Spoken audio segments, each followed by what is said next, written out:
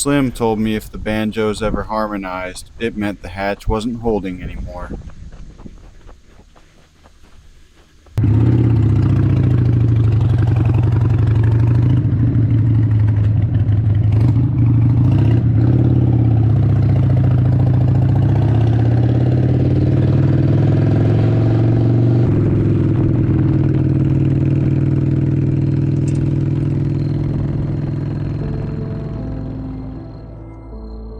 People think wars start loud.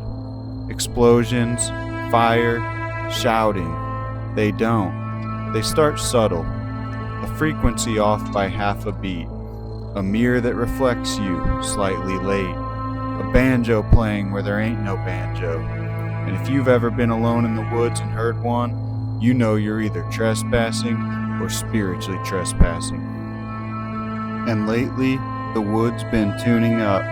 Not louder, sharper, like something's trying to find the right pitch.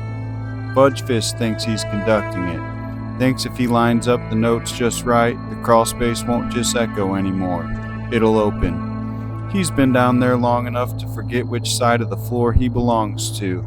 And when a man forgets that, he starts thinking he can rearrange walls or timelines. You ever hear two radios bleed into each other? Two stations fighting for the same frequency? That's what this feels like. The off-grid strip club flickers, neon buzzing when it shouldn't be, hatch vibrating even when Slim's leaning on it. And the mirrors, they ain't breaking, they're sinking. Greg knows it. That's why he sent the patrol bees, not to attack, to track. They hover too long. They don't land anymore, they just circle, like something's already marked us. Fudgefist ain't running from anything. He's aligning something. He thinks if the banjos harmonize, if both sides hit the same chord, the crawl space won't be a crawl space anymore. It'll be a doorway. And whatever's been listening, it won't need an invitation. And the part that nobody's saying out loud, the strip club was never the front, it was the anchor. Slim didn't guard the hatch to keep something in. He guarded it to keep the timelines from agreeing. And tonight, they're starting to agree.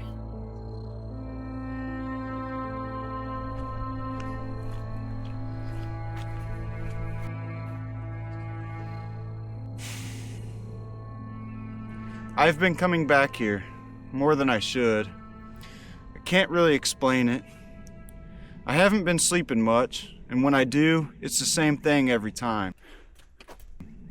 I'm standing right here.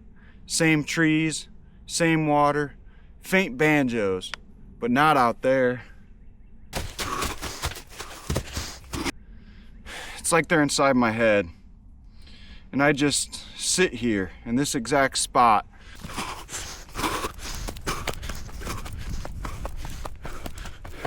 Like something's waiting for me to notice it.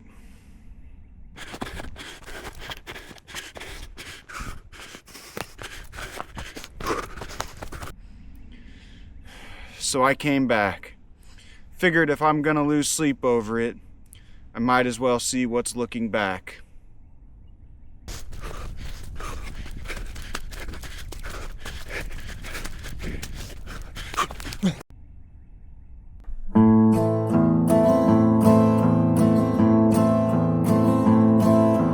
Wars don't start with thunder breaks. They start with bones that softly shake. In the still before the sound, when the air turns cold around, time don't split with flashing light. It bends slow out of sight. In the pause before you breathe, something shifts beneath your feet.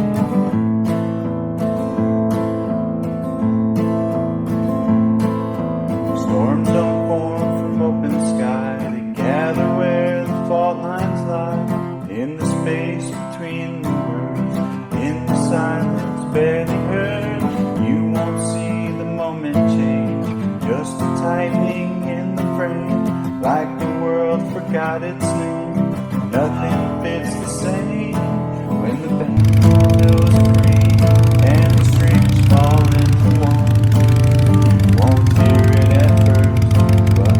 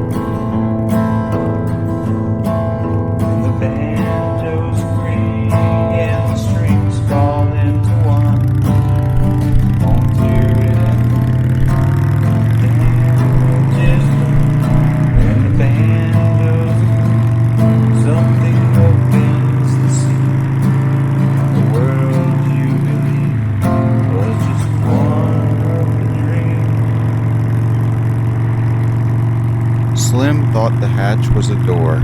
It wasn't. It was a metronome. And when he opened it, it started counting. 1, 2, 3. That's when the banjos accelerated. Not louder, but faster. The Banjo Wars weren't about music. They were about tempo. Greg controls structure. Slim controls ignition. Fudge Fist controls acceleration. And Father O'Flanagan controls confession, which is interesting because nobody confessed. I started noticing things. Mirrors didn't line up. Blinkers echoed half a second late. My own reflection once adjusted a tap before I did. That's when I realized. Fudge Fist wasn't trying to win a war. He was trying to merge timelines. The banjos weren't battle music. They were calibration tones. Slim once said, "If I disappear, check the pond." So I checked the pond. He was not there, but a raccoon was staring at me like it knew too much. That felt related. Father O'Flanagan told us the hymns were protective.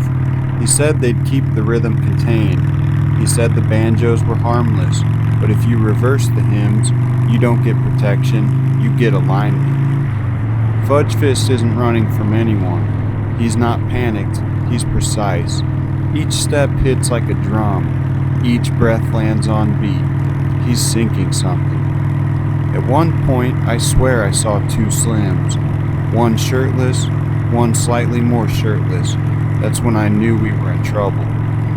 The mirrors malfunctioned because they were trying to reconcile two reflections, two rhythms, two measures occupying the same second. And Father O'Flanagan, he knew. He knew because he'd been tuning the whole time. The Banjo Wars weren't fought in the woods. They weren't fought at the pond. They weren't fought at Slim's off-grid club. They were fought between seconds, between frames, between reflections. Fudge Fist made his gambit. He accelerated the count. Father O'Flanagan set the key. Slim opened the hatch. And Greg ate every hot dog at the only gas station for 20 miles, so the Brotherhood fought the Banjo War on empty stomachs. He wasn't running toward me. He was running into the overlap. And when the overlap stabilized, the banjos stopped. That's how you know it worked. Slim didn't lose. Slim completed the ignition. The age of Slim wasn't meant to last. It was meant to start something. If the mirrors feel wrong, that's because they're not broken anymore. They're aligned. Father O'Flanagan didn't cause the chaos. He orchestrated the merge. Fudge Fist didn't panic. He kept time. The Banjo Wars were cover, noise, distraction, so nobody would notice the timelines locking into place. Slim closed the hatch from the other side, and the woods went quiet. Nobody heard the banjos stop. The Brotherhood never saw Slim come back out. Some say the war ended that night. Others say it's still going, somewhere under the trees. Either way, if you hear a banjo in the dark, don't follow it.